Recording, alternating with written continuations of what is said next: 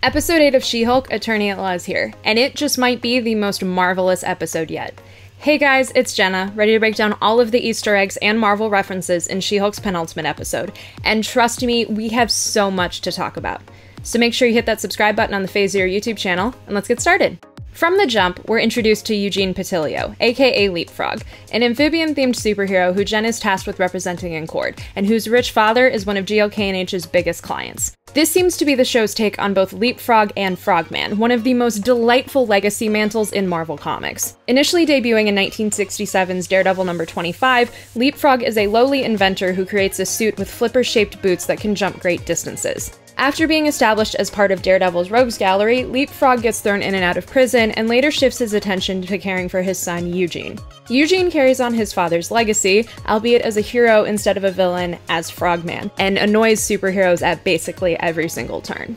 Side note, Leapfrog's lily pad lair appears to have its own version of the bat signal, which is the latest reference to DC's Batman that the MCU has had, after a line from Eternals and a lyric mentioning Gotham City on the Black Panther soundtrack.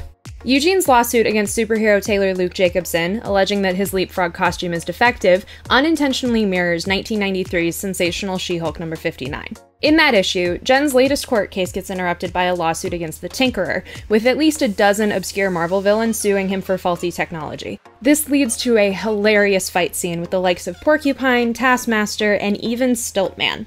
Through the trial, we finally get an answer to something that has been bugging MCU fans for years. The Sokovia Accords, which have been a thorn in the Avengers' side since Captain America: Civil War, have finally been repealed. Given the fact that it's now been canonically almost a decade since the events of Civil War, and, you know, superheroes saved the universe during the events of Endgame, this was pretty easy to assume, but it is still a very cool bit of world building.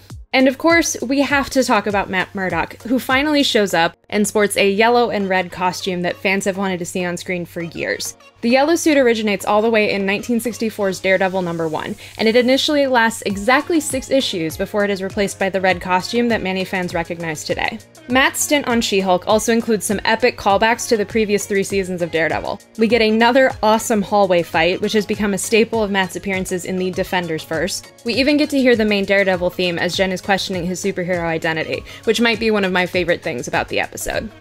I'm Daredevil.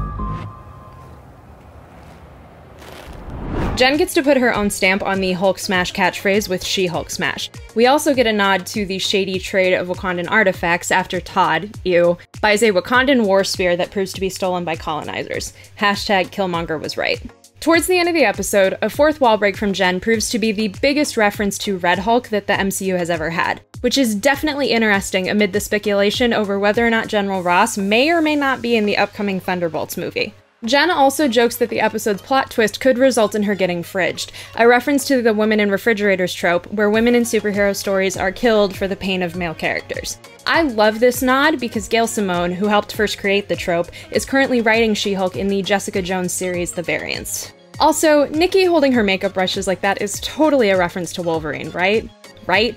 I'm just gonna pretend it is, especially now that we're getting Hugh Jackman in Deadpool 3. She-Hulk episode 8 is not only my favorite episode of the show yet, but it just might be my favorite episode of Marvel television ever. The show uniquely gets the feeling of picking up an old issue of Marvel Team Up from the 1980s, while also advancing Jen's story in some very compelling ways. This cast and crew perfectly understand what makes Marvel Comics so great, and I cannot wait to see how they show that in the finale. What was your favorite part of She-Hulk episode 8? Did you have a favorite Easter egg from the episode? Share your thoughts in the comments below, tweet them my way at Hey It's Jenna Lynn, and don't forget to subscribe to the Phase Zero YouTube channel for all your latest Marvel updates.